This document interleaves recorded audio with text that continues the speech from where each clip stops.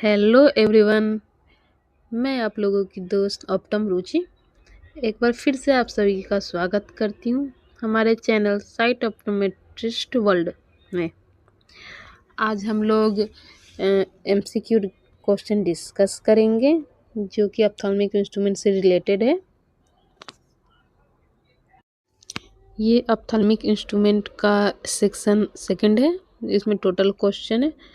उसके बाद फिर हम लोग अलग टॉपिक डिस्कस करेंगे।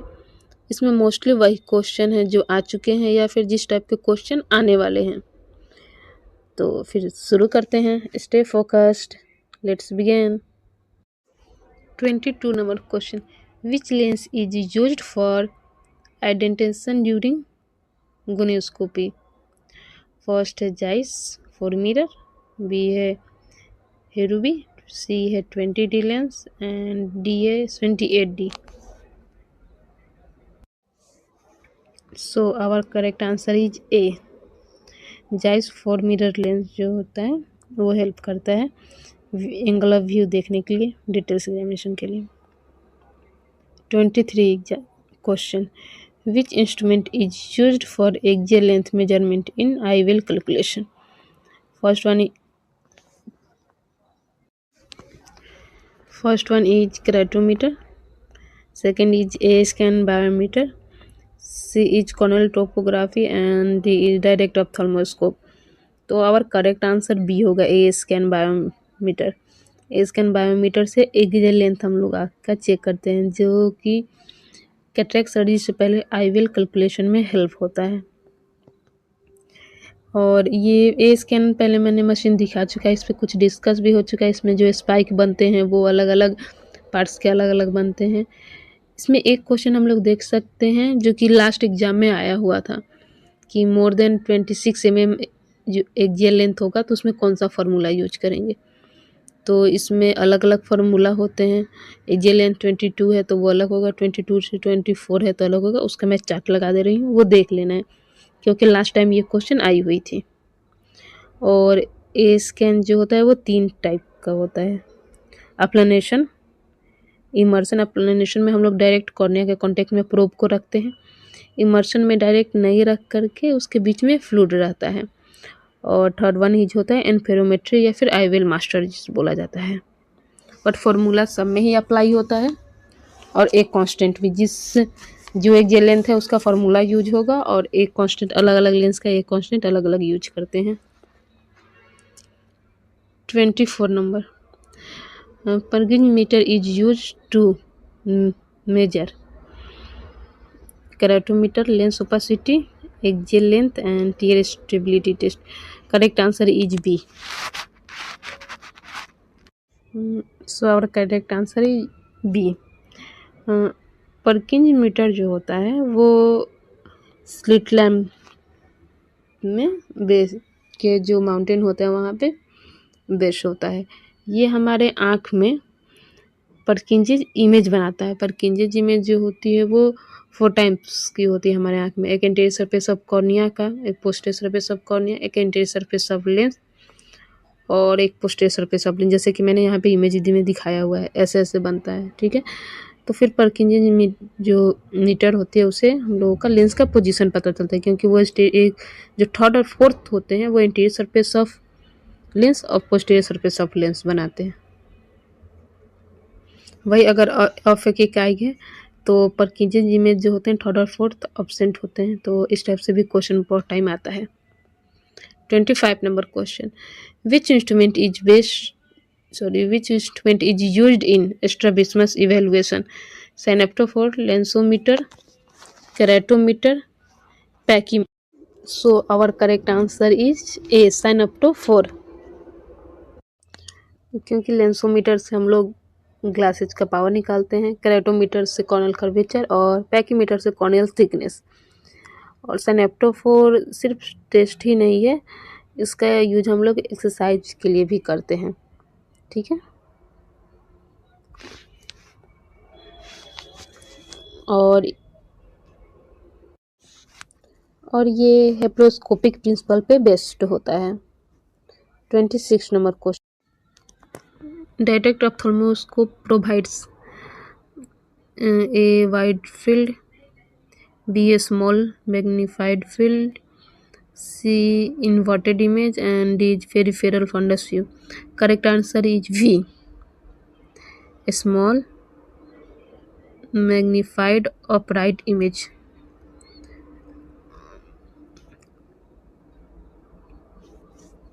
इसका जो मैग्निफिकेशन होता है ये 15x होता है और इसमें जो इमेज बनता है वो इरेक्ट वर्चुअल बनती है और इसका इन्वेंशन बेबेज ने 1848 में किया था। 27 number question, A perimeter measured accommodation visual field binocular vision और tear stability test. Correct answer is B, perimetry का यूज हम लोग ग्लूकोमा में विजुअल फील्ड चेक करने के लिए करते हैं और इस पे ऑलरेडी डिस्कस हो चुका है मेरे पिछले क्लास में। तो नेक्स्ट क्वेश्चन की तरफ चलते हैं। 28 number question, specular microscope evaluates visual field retina corneal endothelium and D lens epithelium. So our correct answer is C, ये भी हो चुका है। एंडोथेलियम सेल काउंट करते हैं इसमें, उसके शेप भी काउंट होते हैं। 29 number question, focimeter is another name for lensometer, keratometer, pachymeter, retinoscope.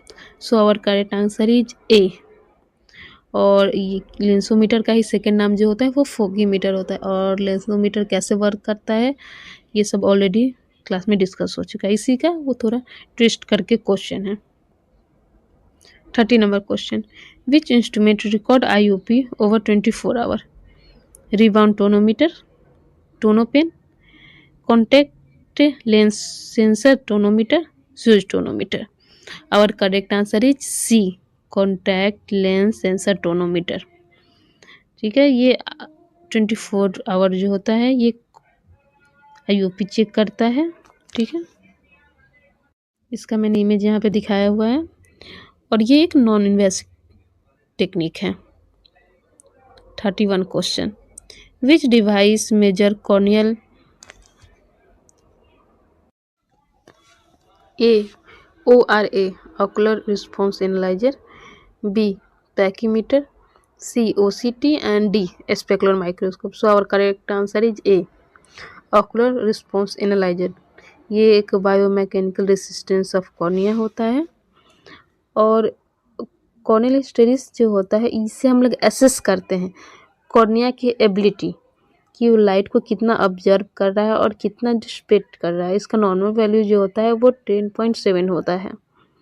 इससे हम लोग IOP का भी वैल्यू पता चलता है। इससे suspected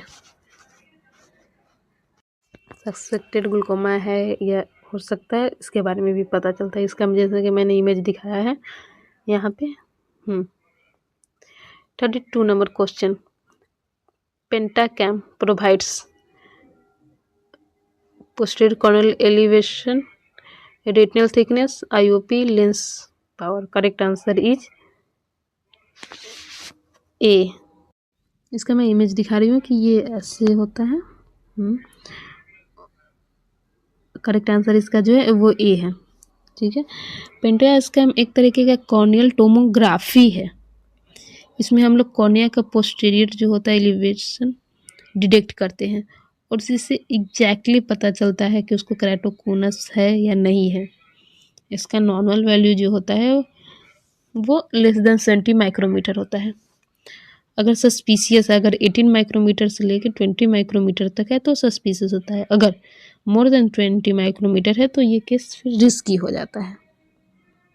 33 question, which lens is used in slit lamp biomicroscope of the optic disc, 90D lens, 20D lens, 4 mirror lens and Maddox rod.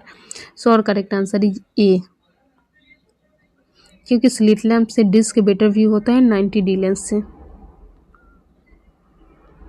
34 number question, what does a retinoscope streak indicates, surface irregularity, refractive error direction, light scattered and tear film problem. और correct answer is B, refractive error, क्योंकि streak जो है अगर with movement है तो hypermetropia है, अगर against movement है तो मायोपिया है। ठीक है, अगर इससे शो होता है कि कौन सा रिफ्रैक्टिव एरर है। अगर विथ है तो मायोपिया भी हो सकता है या फिर इमेट्रोपिया भी हो सकता है। तो टाइप ऑफ रिफ्रैक्टिव एरर जो है इससे शो होता है। 35 number question, the auto refractometer uses optokinetic movement, infrared retinoscope, ultrasound, and D is placido rig. So our correct answer is B. 36 number question. Indirect ophthalmoscopy required for middle lens, high plus lenses 20D, minus lenses and Maddox no. और correct answer is B, क्योंकि 20D lens जो होता है wide field दिखता है। 37 fluorescent strip help in identifying abrasion, checking axial length, measuring deviation, measuring corneal curvature. So our correct answer is A, identified abrasion. हाँ, fluorescent जो भी हम लोग स्ट्रिप स्टेन करते हैं वो एपिथेलियम डिफेक्ट देखने के लिए करते हैं, या फिर किस तरीके का उसको कॉर्नियल अल्सर है इसके लिए भी करते हैं। बैक्टीरियल है, वायरल है या फंगल है।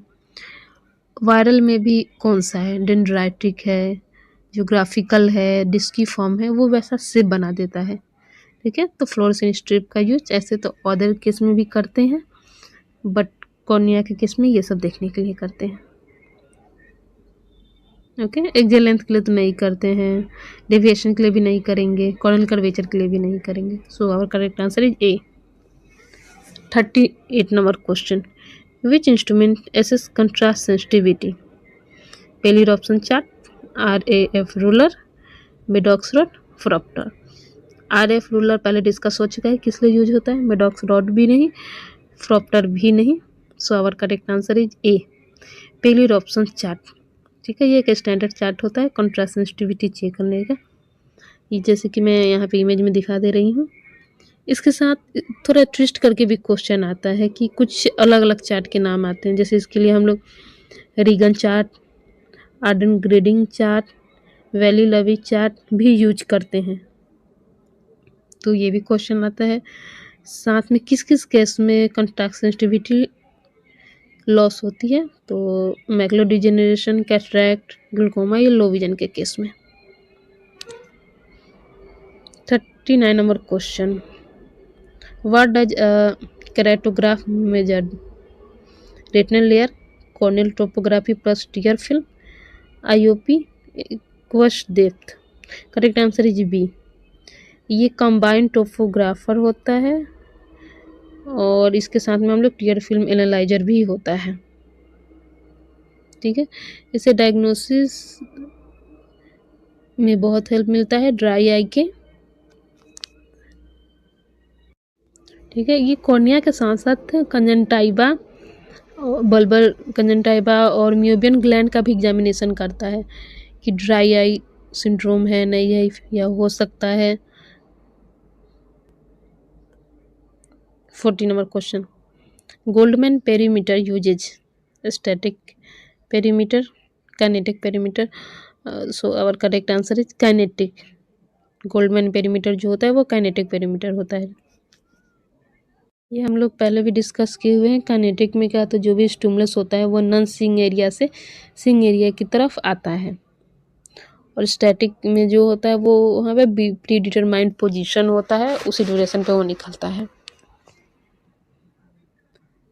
41 number question, what does a slit lamp Van Herick test estimated, IOP, AC depth, posterior pole view and lens thickness. So our correct answer is AC depth angle. इससे हम लोग AC depth check करते हैं, जैसे कि ये मैंने image. AC depth क्या होता है, AC depth जो होता है इनर सरफेस ऑफ कॉर्निया से लेके आइरिस तक का डिस्टेंस होता है। इसमें हम लोग जो भी स्लिट लैम्प का व्यू होता है उसको पेरिफेरल एंगल से लेके 60 डिग्री तक हम लोग लेते हैं, जहाँ पे हम लोग को AC depth पता चलता है। 42 number question, ultrasound B scan is used when cornea is clear, fundus is not visible, refraction is needed and gonioscopy. So our correct answer is B, क्योंकि हम लोग बी स्कैन जो है अल्ट्रासाउंड है उसको हम लोग मीडिया ओपेसिटी के केस में यूज करते हैं। ये 2 डायमेंशनल इमेज शो करते हैं और ये हाई फ्रीक्वेंसी साउंड रेंज पे काम करता है जो कि 8 से 10 मेगाहर्ट्ज होते हैं। ठीक है, अगर कम मेगाहर्ट्ज जैसे 35 मेगाहर्ट्ज भी यूज करते हैं, लेकिन वो अल्ट्रासाउंड बायोमाइक्रोस्कोप के लिए करते हैं, जो कि बस कॉर्निया से लेकर लेंस तक का ही व्यू दिखाता है, उससे अंदर का नहीं। ठीक है, और इसमें प्रोब होता है, तो प्रोब का ओरिएंटेशन भी बहुत टाइम क्वेश्चन में आता है कि ट्रांसवर्स हम लोग कैसे रखते हैं। तो ट्रांसवर्स इसमें 3 तरीके का होता है, ट्रांसवर्स, लॉन्गिट्यूडनल और एक्सियल। ट्रांसवर्स जो है वो पैरेलल टू लिम्बस रखते हैं, लॉन्गिट्यूडनल जो है वो परपेंडिकुलर टू लिम्बस, और एक्सियल जो है वो सेंटर ऑफ एकदम रखते हैं, जिससे लेंस और डिस्क पता चलता है। इससे हम लोग को आरडी पता चलता है। इसमें गेन का भी सेटिंग होता है, अगर लो गेन पे हम लोग देख रहे हैं तो 40 to 50 तो आरडी रेटिनल डिटैचमेंट पता चलता है, वेस्कुलरिटी या ट्यूमर है कि नहीं आँख के अंदर वो पता चलता है, ऑकुलर फॉरेन बॉडी पता चलता है।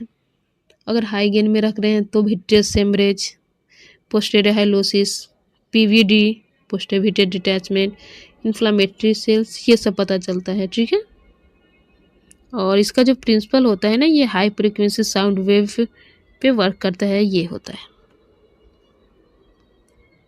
जिस इमेज में भी मैं दिखा देती हूँ कैसे शो करता है, कहाँ पे कौन सा स्ट्रक्चर रहता है। 43 number question, which meter measured lens UV transmission, lensometer, UV meter, phoropter और टोपोग्राफर। सो और correct answer is B. UV transmission कौन सी करेगा, यूवी मीटर करेगा। 44, which usage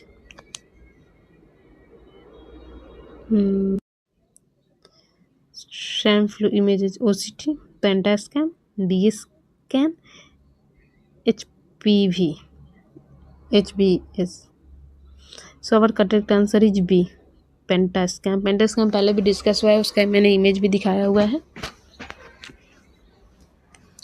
so next question की तरफ चलते हैं। और next question is 45, which tools checks contact lens fitting fluorescent pattern, keratometer, slit lamp, A scan and lensometer. So our correct answer is B, slit lamp, क्योंकि contact lens fitting जो होता है वो स्लिट लैम्प से examination करते हैं fluorescent stand करके। इससे पता चलता है कि कॉर्निया जो है वो टाइट फिटिंग है या लूज फिटिंग है। 46 number question, what does Tonopen measured, CCT, IOP, AC depth, lens power. So our correct answer is B, IOP। ये एक हैंड हेल्ड एप्लानेशन होता है, पोर्टेबल होता है, इसको हम लोग कहीं भी कैरी कर सकते हैं। 47,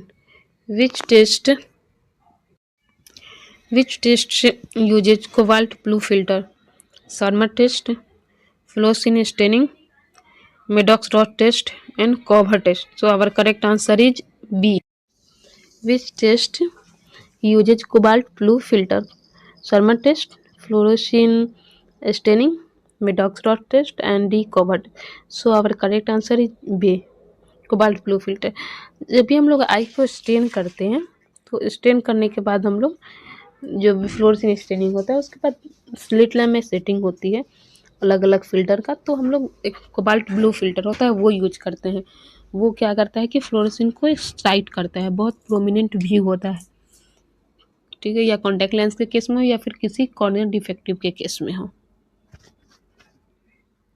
48 number question, which lens is used for peripheral retina examination, 20D lens, 90D lens, 28D lens and mirror lenses. So our correct answer is A.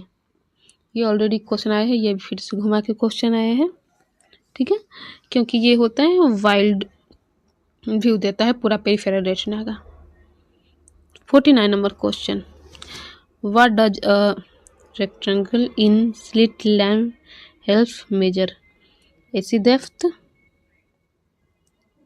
corneal size and lesions, IOP, visual field. So our correct answer is V, corneal size and lesions.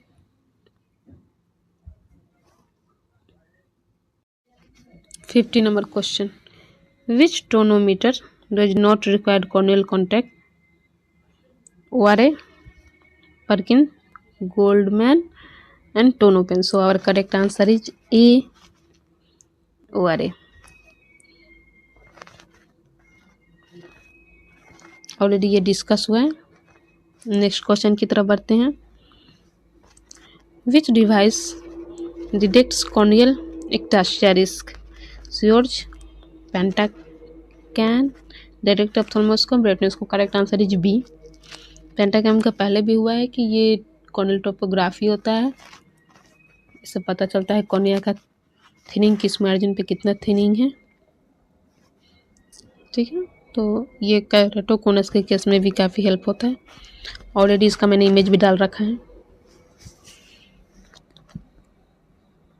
52 number question. Which instrument uses halogen of LED light to view fundus? So our correct answer is topographer, direct ophthalmoscope, synoptophore and lensometer. So our correct answer is B, direct ophthalmoscope. 53 number question. Which instrument measure pupillary diameter in scotopic condition? Pachymeter, pupillometer, correctometer. इसका correct answer is B. ठीक है, पिपलोमीटर का use हम लोग RAPD करने के लिए भी करते हैं. पिपिल का शेप एंड साइज के लिए करते हैं. इससे जैसे कि ऑक्लोमोटर नर्व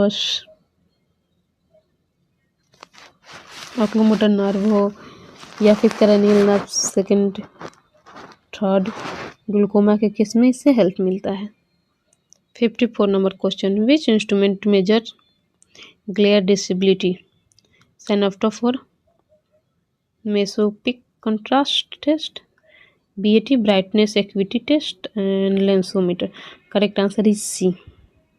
ग्लेयर डिसेबिलिटी टेस्ट हम लोग करते हैं ब्राइटनेस एक्विटी टीजर से. ये मैंने डाला है, इसका इमेज भी है यहाँ पे. इसमें हम लोग क्या करते हैं कि एक डिस्टेंस पे जैसे स्नेलन चार्ट रखते हैं वैसे ही चार्ट रखते हैं और आई पे बहुत हाई अमाउंट में लाइट देते हैं और फिर देखते हैं कि उसको कितना दिखाई दे रहा है. 55 number question. Which instrument help in diagnosis keratoconus early? इशारा टेस्ट नहीं, ये कलर विजन के लिए होता है. लेंसोमीटर नहीं, corneal topographer, retinoscope. So our correct answer is C, corneal topography. Corneal topography पहले हुआ है. ठीक है, इससे कॉर्निया का शेप, साइज, थिकनेस सब पता चलता है. 56 number question. Which instrument magnified the optic nerve head for cupping assessment? Phoropter, slit lamp with 90D, cover test नहीं, टोनोमीटर नहीं. So our correct answer is B, slit lamp with 90D. 57. What does the Placido disc evaluate? Retinal contour, corneal surface irregularity, IOP, tear value. इसका मैंने image भी डाला है, देखिएगा side में. प्लासिडो disc जो होता है वो कॉर्नियल सरफेस इरेगुलरिटी पता चलता है. इससे हम लोग केराटोकोनस में भी हेल्प मिलता है, एस्टिग्मेटिज्म में भी. 58 number question. Which test uses a cobalt blue light and a filter strip? Surmer test, tear film breakup time, lensometer, Maddox rod. Schirmer test नहीं होगा. ये सर्मर टेस्ट का यूज हम लोग ड्राई आइज के लिए करते हैं, लेकिन मैंने बताया है वो स्ट्रिप वो अलग टेस्ट होता है.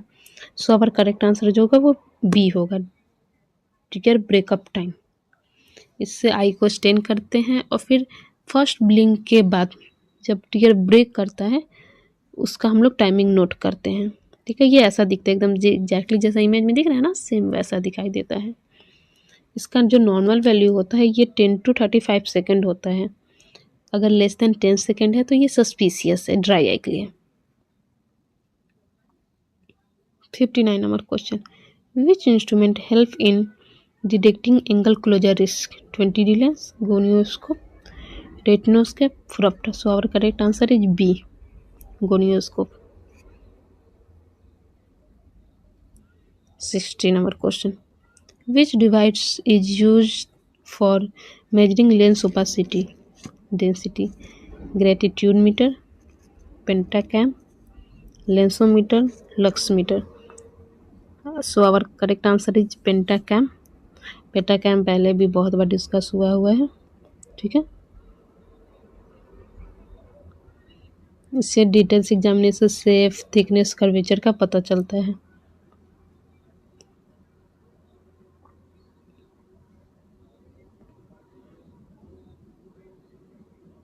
Which instrument is commonly used in pediatric IOP assessment? Goldman tonometer, tonopen, Perkins tonometer, Schuss tonometer. So our correct answer is B, tonopen।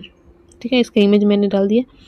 और ये बहुत बड़ा नहीं, बहुत छोटा हैंड होल्ड होता है, ठीक है। बहुत ज़्यादा एयर पफ भी नहीं निकलता है कि बच्चा इससे डर जाए, तो ये हेल्प होता है चेक करने में उससे। अगर नॉन कॉन्टैक्ट टोनोमीटर की बात करें, जो कि बहुत एयर पफ होते हैं, इतना ज़्यादा देते हैं कि बच्चे उससे डर जाते हैं। This technique provide a 3D model of interior segment sample image, जो कि पेंटाकैम में होता है। ये पहले हुआ है। 36 number, which instrument assess vitreous opacity? Keratometer, B scan, lensometer, retinoscope. So our correct answer is B, B scan. पहले डिस्कस हुआ है, बी स्कैन जो है वो अल्ट्रासाउंड है, इसमें हम लोग मीडिया ओपेसिटी के केस में इसको चेक करते हैं। कोई भी मोस्टली केस अब विट्रियस से रिलेटेड हो वो बी स्कैन में पता चलता है। विट्रियस हेमरेज हो, पीवीडी हो, या किसी भी तरीके का विट्रियस में प्रॉब्लम हो, तो ये पता चलता है मोस्ट ऑफ केस में बी स्कैन से। 64, which device measure axial length using light instead of ultrasound? Optical biometer, A scan, pachymeter, retinoscope में। और correct answer is optical biometer. इसमें हम लोग यूज लाइट करते हैं। 65 number question, what does a specular microscope not measure? Endothelium cell count, endothelium morphology, pachymeter, और so our correct answer is C, pachymeter. इससे हम लोग कॉर्निया का थिकनेस नहीं पता चलता है स्पेकुलर माइक्रोस्कोप से। इसमें केवल एंडोथेलियम सेल्स के साइज, शेप, सेल काउंट ये पता चलते हैं। 66 number question, which instrument helps assess lens centration in contact lens fitting? Direct ophthalmoscope, slit lamp, phoropter, keratometer. Slit lamp पहले भी हुआ है, इससे हम लोग ब्लू स्टेन करके ब्लू कोबाल्ट फिल्टर में देखते हैं। इससे पोजीशन इवेलुएट होता है, टाइट फिटिंग है, लूज फिटिंग है, ये भी इवेलुएट होता है। 67 number question, which tonometer is most accurate in post LASIK patients? Goldmann, BNCT, C dynamic, और डी जो है वो स्यूर्चनम। तो correct answer is B, dynamic contour tonometer. 68 number question, which test measure residual accommodation? Lensometer, dynamic retinoscope, TBUT, keratometry. So our correct answer is B, dynamic retinoscope. Dynamic जो retinoscope होता है उसमें हम लोग एकोमोडेशन को इन्वर्ट करके near refractive error के बारे में पता करते हैं, ठीक है। ये मेनली जो होता है इसका 4 टाइप्स होता है, ठीक है। उसको चेक करने का एक रेडियल रेटिनोस्कोप होता है, उसको हम लोग 40 सेंटीमीटर पे चेक करते हैं मीडिया ओपेसिटी या स्मॉल पीपल के केस में। MEM होता है, मोनोकुलर एस्टिमेशन मेथोडोलॉजी जिसका यूज हम लोग चाइल्ड के केस में करते हैं। एक होता है नॉट, वो भी हम लोग 40 सेंटीमीटर के केस में करते हैं। ठीक है, इससे रिलेटेड लास्ट टाइम जो था क्वेश्चन था नोट से, तो इसको देख लेना है। 69 number question, which uses Coldman's 3 mirror lenses, fundus periphery exam, anterior chamber depth, corneal topography, and tear meniscus evaluation. So our correct answer is A, fundus periphery exam. इसका इमेज मैंने डाल रखा है। 20 number question last, the neutralization point in retinoscope indicates astigmatism, accommodation, refractive error correction achieved, and fundus pathology. So correct answer is C. जब neutralisation मतलब होता है कि वो ऐसा पॉइंट जहाँ पे हम पहुँच गए तो कोई भी हम लोग को मूवमेंट नहीं दिख रहा है, कॉर्निया फुल्ली न्यूट्रलाइज है। ठीक है, जैसे कि इमेज में दिख रहा है। ठीक है, कॉर्निया में कोई भी मूवमेंट नहीं दिखेगा। ठीक है, तो नो मूवमेंट है, सी करेक्ट आंसर है। ओके, फिर मिलते हैं नेक्स्ट क्लास में कुछ न्यू क्वेश्चन के साथ में। तब तक के लिए बाय बाय।